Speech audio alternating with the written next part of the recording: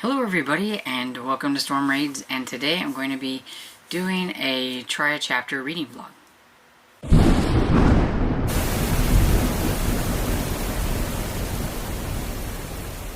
So I have 3 spy novels from the same author and I need to read one of them, so I thought I'll do a try a chapter and see which one of them that I think sounds the most interesting and try to read that one.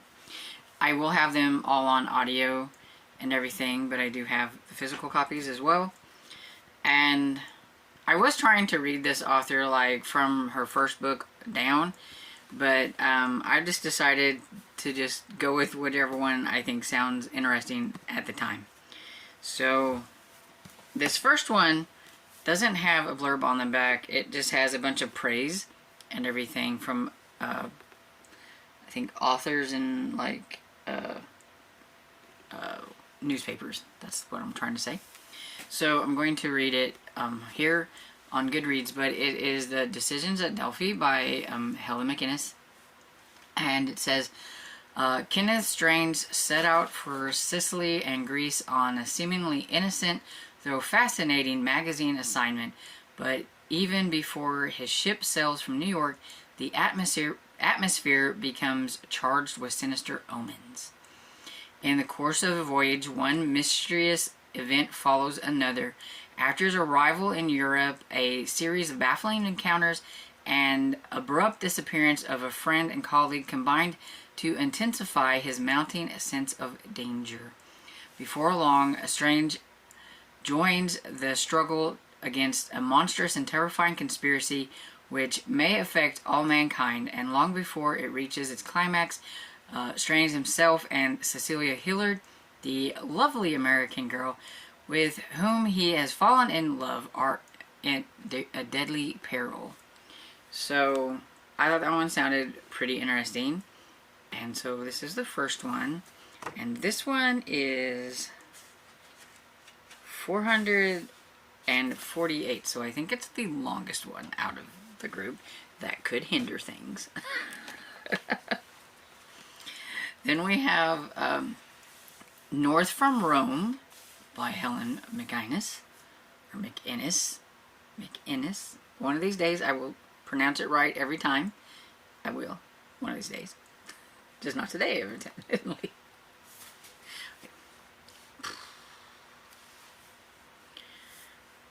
And so the next one I have is North from Rome by Helen McInnes, and this one, like the cover, says a taut, nerve-tearing chiller of a young American who stumbles onto a vicious underworld syndicate and finds himself caught up in a sinister web of murder, espionage, and international intrigue.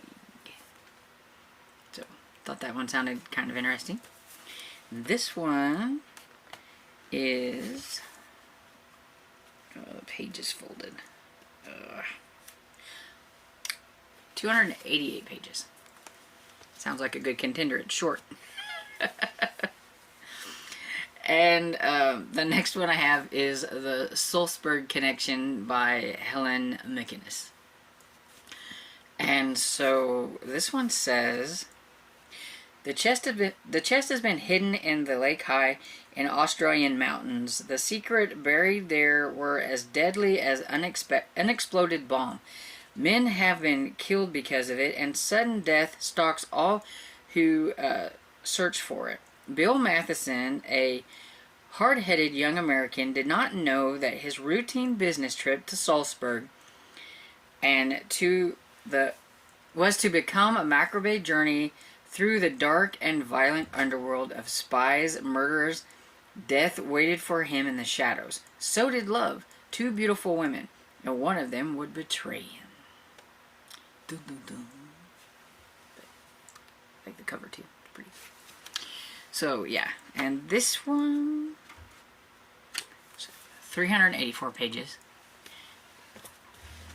They don't really look that much different in like page count, so it's always interesting to see what the page counts are, because they do have that teeny tiny writing. So you never know. But yeah, so I'm going to try a chapter from each one of those and then pick which one I think I am most interested in, and then I will read that one for this reading vlog.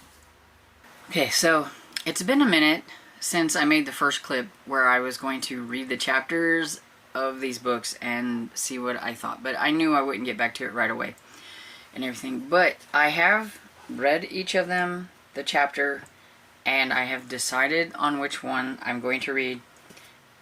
I didn't mean for it to even be this way, but I do believe it is the shortest book. But we'll start out with the ones that I'm not going to be reading. And so, Decisions at Delphi, I don't know, by Helen McInnes. This one, it's not that the beginning was like horrible or anything. It's just like it was a really long chapter, and I didn't feel like a whole lot of things happened, and so it's really hard to gauge what I'm going to think about the book going forward.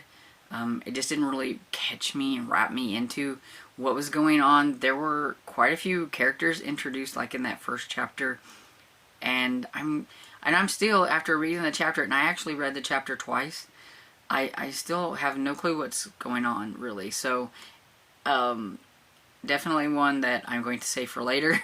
I am not in the mood for this one currently right this moment, and so I'm putting this one down. And then The Salzburg Connection by Helen McInnes, which they're all by Helen and everything. This one wasn't bad, and the end of the book, or the chapter, did leave me with, now I wonder what's going to happen. But we hadn't even got to the main character yet, this Bill Matheson that's on the back. So I have a feeling that it was leading up to what's going to be involving him at some point. You had this guy who was trying to find this treasure chest, because there was a chest that had been hidden in Lake High, and this guy was going to find it in the lake, and then it does leave you with some other people finding him and stuff. And so I was like, oh, well, I kind of want to know what's going to happen next. So this one I will probably be getting to next. I do want to find out what's going to be happening with that and how the main character that's mentioned on the back of this gets involved. But I think I was a little bit more curious about North from Rome by Helen McInnes, because this one, just the beginning, it just kind of captured me a little bit. Now, it is about this guy, and it doesn't say who the guy is on the back, but his name was Lansing or something like that. It's been a couple of days since I read these, so, William Latimer. Anyway, he was on the balcony of his room and everything, and he was, I think, contemplating whether he was going to leave or go somewhere. Now I do not remember, and we'll probably end up having to skim over this chapter, but I think he was in Rome or going to Rome or something. I do not remember. But anyway, he was on the balcony, and he hears this lady hollering, and he looks down, and he sees this guy trying to get this girl into his car, and so he hollers, and there were some policemen nearby, and he's hollering and he's pointing over here, and then he runs down to see if he can, help in any way or whatever's going on. And he sees the policeman with the lady, and I guess the guy in the cart took off. And so they're questioning the lady, and she's not really talking too much. And then when he gets down there, they're, talking, and he doesn't have very good, Italian and everything, so he's trying to figure out what's going on and trying to tell them what, he saw. And while he's talking to the police, the lady takes off. And you see her at the end of the chapter getting into a car with some other guy, and they're kind of like, well, I guess she didn't mind that person or something like that. That guy. And so I'm not really curious. She did say thank you to him, like thanks for saving her, but then she didn't stick around. So I'm wondering if he's going to end up somehow getting involved with her again at some point. And that's what got me kind of curious about this one and wanting to know how is he going to get wrapped up into the spy game and everything. So I was more curious about this one than the other one, so that's why I'm going to pick this one up. And so this will be the book that I read for this reading vlog. First of all, long time no see. Though not for you, it has been a minute since I started this like little try a chapter reading vlog. You can kind of tell because the background has changed from the first couple of videos that I did for this, and yeah, I just got behind on things, and that's kind of how things go. But anyway, I am back to talk about what I thought of North from Rome by Helen McInnes, and did I make the right choice? So I'm going to say that this is, let's see, this is my third or fourth. Now I can't remember. I think it's my third. Because I meant to read one earlier and I didn't. So yeah, I think it's my third book by this author. And for some reason, I don't know if it's the surprise is over of my first retro spy thriller. Because when I read her first one in, well, I think it was last year, I think. Or the beginning of this year. I guess I'll have to see if it's in my pile over there of books that I've read this. I don't remember. I kind of want to say it was the beginning of this year, but I don't remember. It's been a minute. Anyway, I gave that one like 5 stars, and I like absolutely loved it. It was different, and even though it wasn't very action-packed or anything like that, you were following these two like through this like really turbulent time and everything, and so it was very interesting to me. Since then, they haven't really lived up to that, and I don't know if I would have picked the other two if I'd had the same feelings. I don't know, but North from Rome was just okay. I give it like 3.5 stars, and I think maybe with these, because this is from 1958, and so I know it's not going to be like super action-packed, or it's going to rely on a lot more like atmosphere and things like that that I'm not normally like exactly used to, and things that I don't necessarily really care for a lot. So I do have to like remember that whenever I'm like reading these and everything. And it did take me a little while to actually finish it, and maybe if I would have just read it all at the same time instead of a little bit here and a little bit there, I might have liked it a little bit more. I don't know. So we're just gonna go with that. But it was about Bill Latimer, who followed his girlfriend to Rome. Then his girlfriend is kind of stolen from him by an Italian count, and so he's a little bummed, and he's kind of contemplating whether he should go back home or go somewhere else. Maybe, you know, just forget about her and go somewhere else. When he's, you know, on his balcony, he sees a young girl being kidnapped.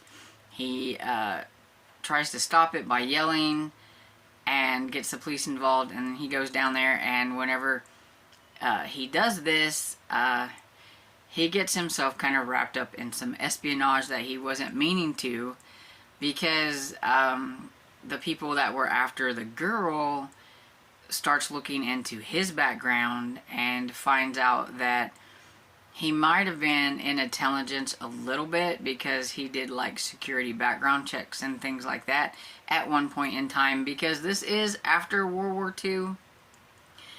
in like I don't really exactly remember like the date or anything, but I think it was pretty much like in maybe the early 50s, like late 40s, early 50s. I think it's the early 50s. And so just like a lot of countries, Italy is still, you know, trying to get back to where they were after the war, dealing with a lot of things. There's the communist and things like that are happening, and trust no one type thing is still, you know, kind of in effect. And so even though he may not be a bad person, because he has some kind of dealings with security and everything, and he's an American, and so he's not from there, and so that kind of gets him put on the radar for things, and then he ends up just being pushed into all this dangerous stuff, trying to prove that he's not bad, that, you know, he finds out that his girlfriend is mixed up in some of this stuff because of who she's associated with, the Count. There is a princess who has an agenda.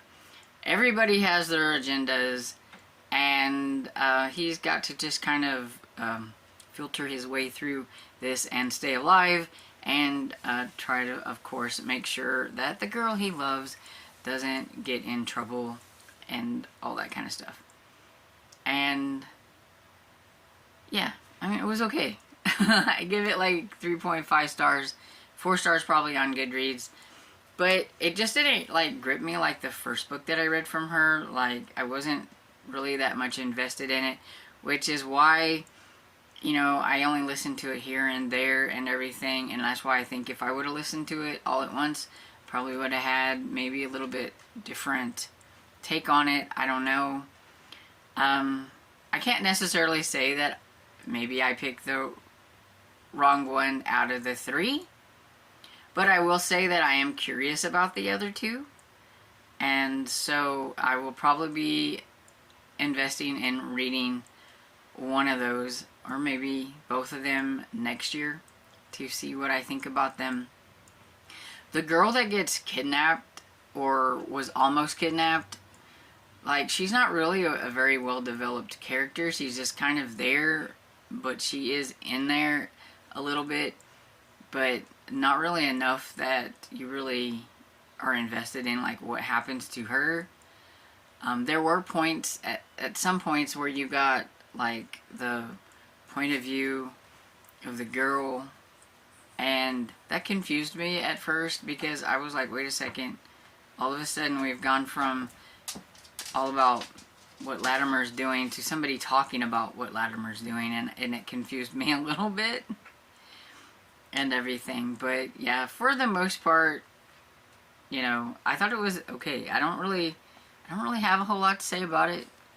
I am hoping, and I will still be on the hunt for another favorite from this author, because I do have several of her books, and I am interested in reading all of them.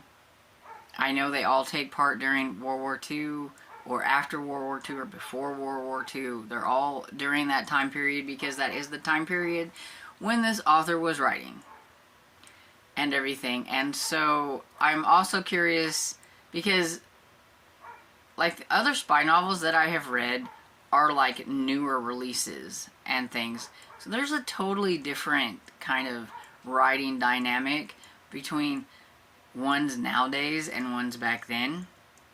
And so I think sometimes that kind of alters like my perception of what I think a spy thriller should be, because they call it a spy thriller. I don't really call it a thriller because I didn't really feel like it was really that thrilling.